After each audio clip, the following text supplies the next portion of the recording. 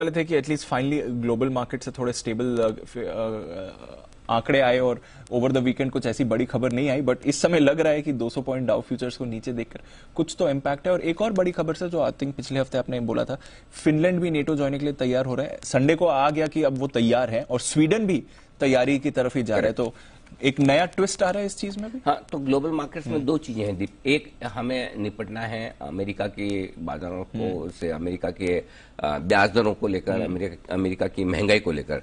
तो वहां पर किसी तरह का कोई खास बदलाव है नहीं है। अमेरिका में जो है वो है, और कभी उसकी चिंता है, कभी उसकी चिंता कम है। और चूंकि अमेरिकी बाजार लगातार काफी गिर चुके हैं और वोलेटाइल हो चुके हैं, तो शुक्रवार के सेशन में जो 400 पॉइंट से ज्यादा की तेजी बनी है डाउ में, और नैस्डैक भी मजबूती के साथ बंद हुआ, तो वो आप एक तरह से उसे ये कह सकते हैं कि लगातार वही 32,000 के आसपास जो सपोर्ट 31,200 की रेंज में जो डाउ सपोर्ट ले रहा है, वो सपोर्ट लेकर वापस से रिकवर होता हुआ दिखा है। सो आई थिंक अमेरिकी बाजारों की चाल तो बिल्कुल समझ में आती, कोई खास दिक्कत वाली बात नहीं है।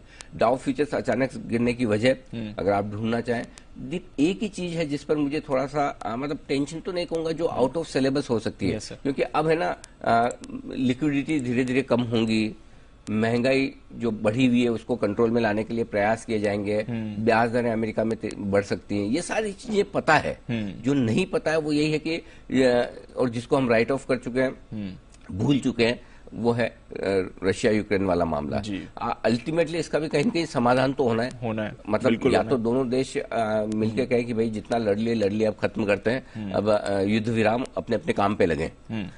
उसके संकेत अभी कहीं दिख नहीं रहे। दूसरा ये कि एक बार है ना, खत्म करने के पहले और ढंग से लड़ लें, है ना। सो क्या हम उस तरफ बढ़ रहे हैं? अगर वो बढ़ रहे हैं तो फिर ये स्ट्रेस है ना, आउट ऑफ सिलेबस आ सकता है। और जब फिनलैंड कह रहा है कि हम नेटो ज्वाइन करने जा रहे हैं, स्वीडन उसके फेवर में, फिनलैंड के नेटो ज्वाइन करते 1300 किलोमीटर की बॉर्डर है रशिया की, जो उनके लिए खुल जाती है। यूक्रेन से झगड़ा ही इसी बात का है कि आप नेटो जाएंगे तो नेटो के देश सीधे हमारे तक आ जाते हैं। अगर वही काम फिनलैंड करने जा रहा है तो क्या पुतिन साहब चुपचाप बैठे रहेंगे? लेकिन दूसरी तरफ यह कि पुतिन साहब लड़ के भी हरा नहीं पाए यूक्रेन को, ठीक है। दूसरा, उनके हेल्थ इश्यूज भी हैं, बिल्कुल। तो अब क्या उनकी लड़ने की ताकत बची है? और इतने दिन युद्ध चलने के बाद भी अगर आप नहीं जीतते तो जनता का साथ भी उतना नहीं मिलता। करेक्ट। अब क्या सही है क्या गलत है इसके हम विशेषज्ञ हैं नहीं, लेकिन ये एक ऐसी चीज है जो मार्केट में टर्न ट्विस्ट ला सकती है, नया ट्विस्ट ला सकती है अगर कुछ ऐसा होता है। एक तरफ ये हो सकता है कि अगर स्वीडन, यूक्रेन, फिनलैंड ये सब नेटो के लिए साथ तैयार हैं, तो फिर उन्हें वापस सोचना पड़ेगा कि हमें लड़ना है या नहीं लड़ना है।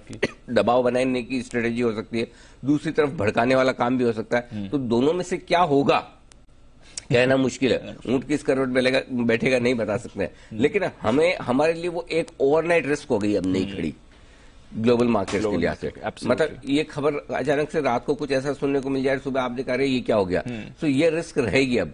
तो आप बाहर नहीं निकले, आप इकोनॉमिक डेटा वाली रिस्क से बाहर निकलकर अगर किसी दूसरे तरफ जा रहे हैं तो ये नई रिस्क खड़ी होती दिख रही है। जो इस वीकेंड पे स्ट्रेस वाली एक ही चीज है, उसके अलावा और कोई नहीं। स्ट्रेस वाली चीज ये कि रशिया यूक्रेन जिसको हमने ट्रिगर के तौर पर छोड़ दिया था, अब वो वापस कहीं ट्रिगर ना बन जाए। उम्मीद करें कि ऐसा ना हो, उम्मीद करें कि सिर्फ दबाव बनाने के लिए कहा गया हो, और उम्मीद करें कि रशिया का वैसा रिएक्शन ना आए। लेकिन रशिया ने इनडायरेक्टली तो कहा ही है कि जरूरत पड़ने पर हम जो भी चीजें हो रही है उसके सामने हम दखल देने की कोशिश करेंगे। तो I think deep globally risk खत्म नहीं हुई है, ये ध्यान में रखना जरूरी। तो जो लोग मार्केट को देखकर ओवर कॉन्फिडेंट हो जाएं कि भाई बढ़ रहे हैं इसका मतलब सब कुछ ठीक है, लेवल्स अच्छे हैं, बढ़ सकते हैं, खराब खबरें सारी है, लेकिन ये वाली खबर एक और है जो अब नहीं आई है, जिस पर आपको सावधानी रखनी जरूरी है। बिल्कुल सर, तो यहां पर हमें रखनी है सावधानी।